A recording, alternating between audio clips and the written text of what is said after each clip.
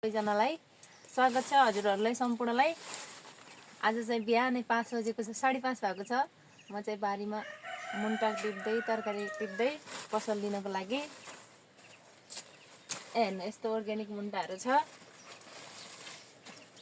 मैले आफै फलाएको बिहान बेलुका साँझ बाबुलाई हेर्दै काम गर्दै फलाएको फर्सीको मुन्टा हो। तपाईहरूले सम्पूर्णले माया गरिदिनु होला मेरो च्यानललाई।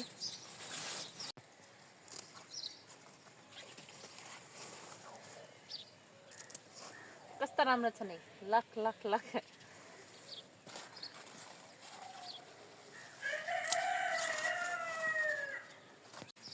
मुन्टा आए कस्ता राम्रो छन्।